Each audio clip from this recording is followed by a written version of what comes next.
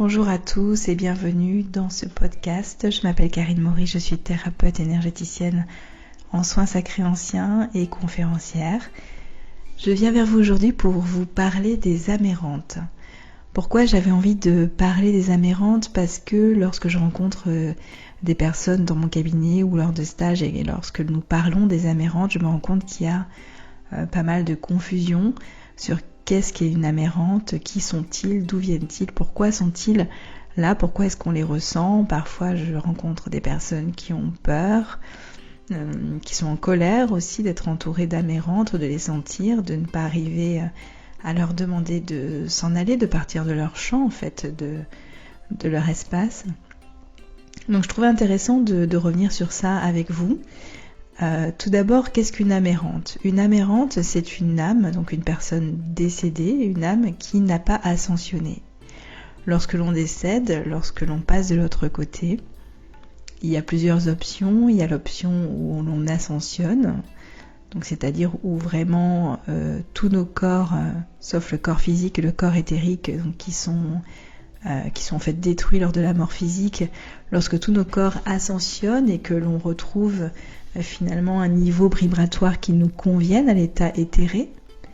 La personne, enfin l'âme, je veux dire la personne sera peut-être plus facile pour certains, la personne, donc l'âme de la personne ascensionne à ce moment-là, et donc là ce n'est pas une amérante.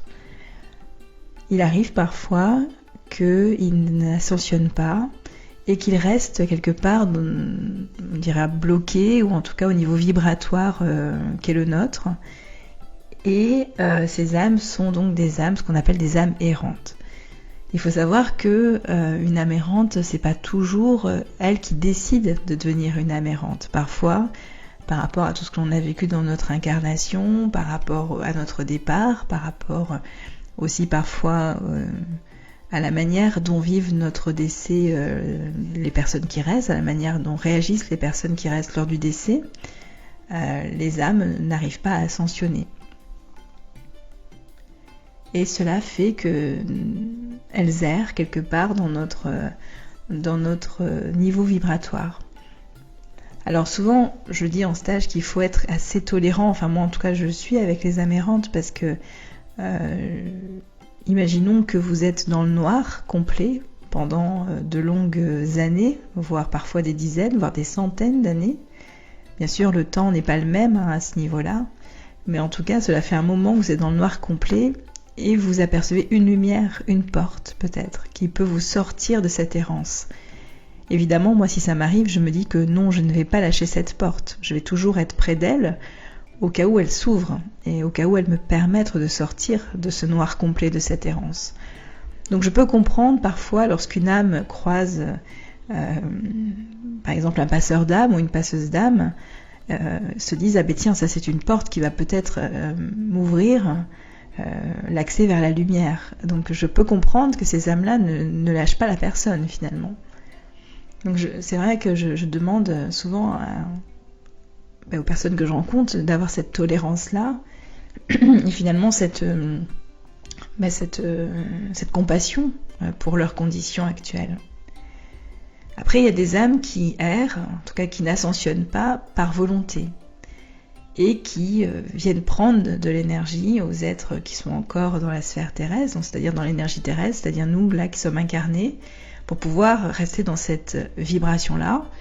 Elles viennent quelque part pomper notre énergie, elles s'accrochent à notre vibration de manière à pouvoir être nourries.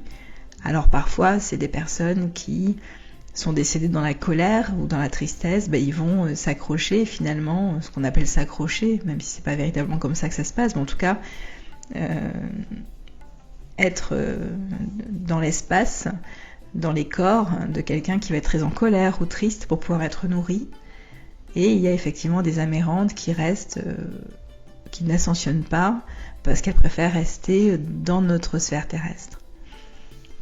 Voilà ce qu'est une amérante. En gros, en tout cas, j'essaie de vous expliquer au mieux ce qu'est une amérante. Alors, est-ce qu'il faut en avoir peur? Pour moi, la réponse est non. Évidemment, lorsque l'on a une amérante ou une personne qui s'approche de nos corps, et bien en réponse à cette en réponse Évidemment, lorsqu'on a une âme errante qui s'approche de nos corps subtils, nous réagissons, nous ressentons qu'il se passe quelque chose, qu'il y a un contact. Le tout, et c'est généralement à ce moment-là que l'on a peur, le tout est de savoir que lorsque l'on a ce contact, qu'on a ce frisson, cette sensation, parfois des fourmillements, nous avons tous des codes différents lorsque nous sommes en rapport avec l'invisible. Le tout est de se dire que c'est bon, c'est ok, on connaît, ça va pas mal se passer. Mais c'est vrai que la première peur que l'on a, c'est qu'est-ce qui se passe, qu'est-ce que c'est, comment, je ressens quelque chose, je ne vois pas, qu'est-ce qu'elle me veut. Voilà, donc déjà de se dire ok, bon, là effectivement il y a un contact avec l'invisible, pourquoi, comment, essayez peut-être dans votre perception de comprendre ce que cette âme vous veut, pourquoi elle est là, est-ce qu'elle est là du coup pour vous prendre de l'énergie, est-ce qu'elle est là parce qu'elle a quelque chose à dire, parce qu'elle a besoin d'aide, peut-être vous êtes passeur d'âme, peut-être vous en connaissez, peut-être vous avez la possibilité de lui ouvrir un passage. Voilà, pour moi la première chose à faire, c'est vraiment essayer de prendre contact et de voir pourquoi ça vous arrive à vous, pourquoi vous, qu'est-ce qu'elle veut, cette âme errante, et qu'est-ce que peut-être on peut faire pour l'aider ou pas, parce que parfois elle n'a rien à vous demander et puis on n'a pas toujours la possibilité de l'aider. À chaque fois, je rencontre parfois des gens qui me disent avec moi, dès que je sens une âme, je fais tout pour la faire monter, mais est-ce que c'est vraiment sa volonté? Est-ce que c'est le bon moment pour elle? Est-ce que vous êtes apte à le faire? Parce que parfois, selon on peut être fatigué, on peut être...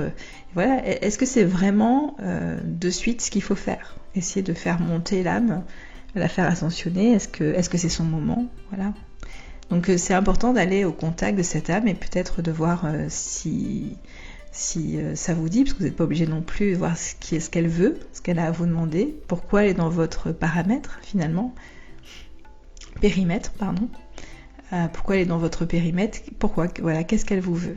Ensuite, ce qui est intéressant, c'est aussi de savoir que vous avez aussi le droit de dire à cette âme errante de partir en fait de vos corps subtils.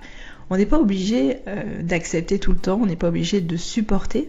Il y a des gens qui supportent pas ça, il y a des gens à qui ça prend énormément d'énergie. Il y a des gens qui n'aiment pas ça, tout simplement. C'est pas ne pas être dans le cœur forcément que de dire non, moi je ne veux pas, ou alors là je ne peux pas, ou alors là c'est pas le moment, ou peut-être l'envoyer vers quelqu'un d'autre. On n'est pas toujours apte à accepter tout. Et même avec les âmes errantes, c'est important de se dire que vous n'êtes pas forcément obligé tout le temps de faire ce qu'il y a à faire, ou si vous n'êtes pas apte, de ne pas le faire. D'ailleurs, même si vous vous sentez fatigué, malade, fébrile, surtout ne pas le faire. Ça, c'est extrêmement important. Ne vous mettez pas dans une situation compliquée qui va vous demander d'énergie alors que vous n'êtes pas apte. Peut-être envoyer l'âme errante vers quelqu'un d'autre ou demandez-lui d'attendre un petit peu. En termes de temps, pour elle, c'est pas grand-chose, des fois une semaine, mais juste le temps de vous rétablir. Ensuite, on me demande parfois si une âme errante peut vous faire du mal. Est-ce qu'elle peut vous nuire? Est-ce qu'elle peut être méchante avec vous? Alors moi, je vous dirais qu'une âme errante est une âme qui parfois est morte, n'arrive pas à s'enchaîner parce qu'elle est prise dans des sentiments négatifs profonds, comme la colère, la tristesse. Parfois, ils sont aussi dans des abus qui font qu'ils n'arrivent pas à ascensionner. Ils n'ont pas assez pris soin de leur corps physique. Voilà, il y a tout un tas de raisons pour lesquelles des fois on n'ascensionne pas. Alors est-ce qu'ils vont vous faire du mal? Non. Par contre, ils peuvent vous prendre de l'énergie, effectivement. Donc c'est pour ça que lorsqu'on se sent parfois fatigué, comme quand on a un poids sur nous, lorsque l'on sent qu'on a quelque chose qui nous pompe l'énergie, effectivement, ça peut être une âme errante. Et là, du coup, il faut faire ce qu'on appelle un dégagement. Mais de là vous faire du mal, moi je vous dirais que non. Il y a des âmes errantes qui peuvent effectivement, ce qu'on appelle des esprits frappeurs, qui peuvent vous toucher, vous taper, mais là vraiment, je dirais pas que c'est rare, mais en tout cas ça n'arrive pas tout le temps. Parfois les âmes errantes sont simplement des âmes perdues, des âmes en errance qui ont besoin parfois d'aide, de lumière, de réconfort, de prière pour pouvoir ascensionner. Mais effectivement, on ne rencontre pas tout le temps des âmes qui veulent absolument vous faire du mal. Je reviens sur ce que je vous ai dit tout à l'heure par rapport au fait que le corps physique et le corps éthérique donc meurent entre guillemets à la mort physique. Les autres corps, donc le corps émotionnel et astral, le corps mental, le corps causal, et les autres corps, eux, ne disparaissent pas avec la mort physique. Ce qui fait que ces corps, dans la normalité, ascensionnent vers des paliers vibratoires qui leur sont propres, parce qu'on ne va pas tous sur le même palier vibratoire au moment où on décède. Et lorsque l'âme n'ascensionne pas, c'est ces corps-là que l'on peut voir, par exemple, vous savez, quand on voit dans des films ou dans des documentaires, devant une caméra passer comme un voile blanc. Alors certains vont dire c'est un fantôme, en fait ce sont les corps non ascensionnés de la personne. Voilà. Donc voilà, tout ça c'est un petit récapitulatif sur les âmes errantes.